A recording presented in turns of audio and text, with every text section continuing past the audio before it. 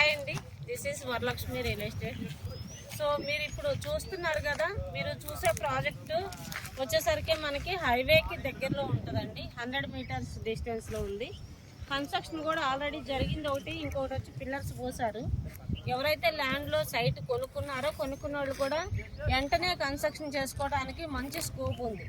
ఎందుకు అంటే current poles అయిపోయింది, బీటీ రోడ్లు, సీసీ రోడ్లు, వాటర్ ట్యాంకు, పార్క్స్ అన్నీ వర్క్ అయిపోయింది కాబట్టి.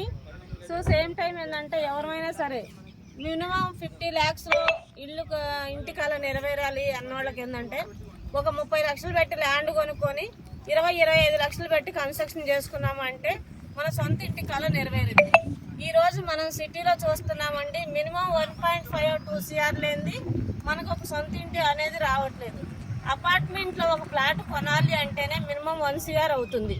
అది ప్రతి ఒక్కళ్ళు దృష్టిలో పెట్టుకోండి. ఈరోజు మనం ఇక్కడ ల్యాండ్ కొనుక్కొని కట్టుకోవాలి అంటే మనకేంటంటే మినిమం 50 లక్షల్లో సొంత ఇంటి కళ నెరవేరుతుంది అనేది ఉదాహరణ.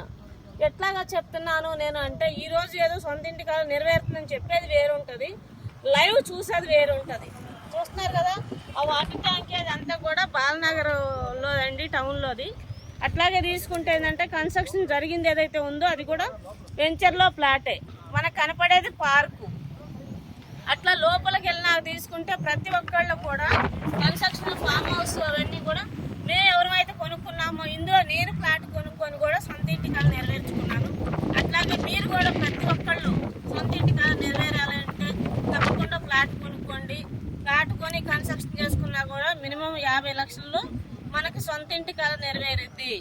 బెంగళూరు హైవే NH44 నుంచి 100 మీటర్స్ డిస్టెన్స్.